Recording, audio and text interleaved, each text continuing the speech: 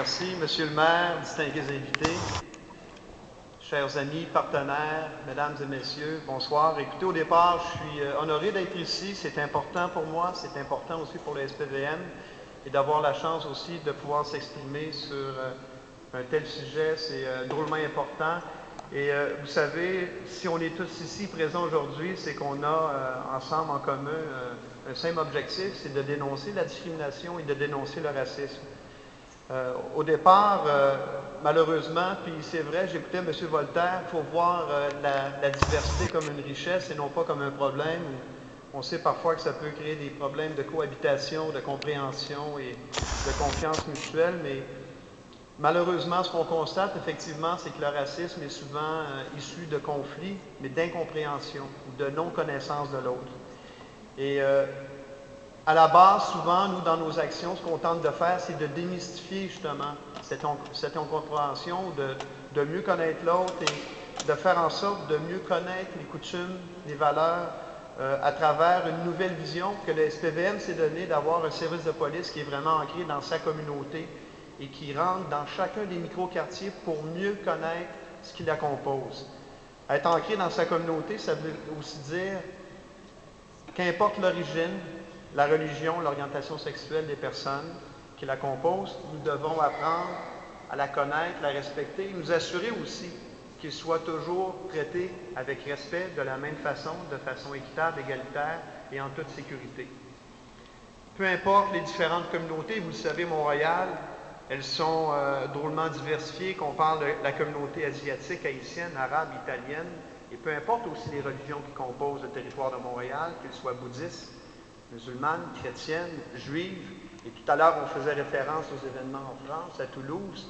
Malheureusement, c'est le genre d'incidents qui laissent de profondes cicatrices, et le SPVM aussi a été confronté à différentes situations, peu importe le jugement qu'on pourrait emporter, mais ça laisse souvent des cicatrices longtemps entre justement le travail des policiers et différentes communautés. Chaque communauté a droit au même respect, au même droit que tous les citoyens. Il est également important de dénoncer les gestes que nous jugeons inappropriés et de continuellement poursuivre la sensibilisation de notre personnel. Vous savez, chez nous, on s'est doté d'un plan triennal qui vise vraiment un plan stratégique sur le profilage racial. Et c'était d'ailleurs, lorsque j'ai été nommé, un des mandats qui m'avait été clairement indiqué par le maire de Montréal à l'époque, parce qu'il y avait vraiment, au sein de la communauté montréalaise, un malaise par rapport au profilage racial et la vision qu'on avait du SPVM. Je veux juste souligner la présence de Fadi, parce que Fadi Daguerre est le mandataire, il est complètement en arrière, peut-être juste envoyer la main pour qu'on le voit. Fadi a travaillé très fort avec son équipe pour qu'on mette en place une nouvelle politique en matière de profilage racial et aussi un plan triennal qui est très audacieux, mais qui, je pense, nous permet de mettre la barre haute et d'exiger justement de tous nos membres, de tous nos employés, de faire en sorte d'être des gens à la hauteur de nos attentes et être à la hauteur aussi des attentes des citoyens. C'est vraiment un plan d'action qui veut prévenir, agir et contrer toute forme de discrimination et le profilage racial.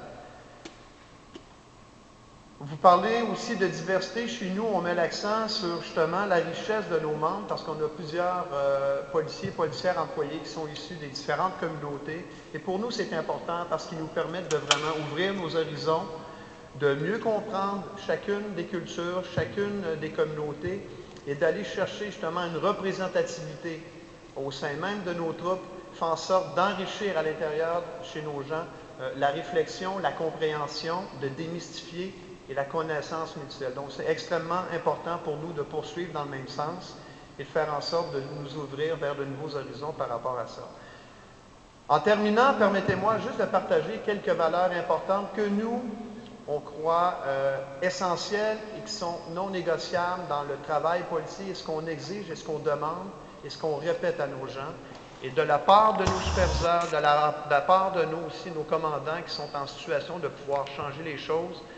Et ces valeurs-là se traduisent par les valeurs suivantes, donc basées sur la confiance, l'ouverture, la transparence, la connaissance et le respect mutuel. Elles doivent s'inspirer d'un principe d'impartialité, de non-discrimination, d'ouverture et de respect. En terminant, unissons nos voix afin de faire comprendre à tous ceux et celles qui nous entourent, que nous sommes contre le racisme. Merci de m'avoir invité. Ça m'honore beaucoup. Merci, bonne soirée.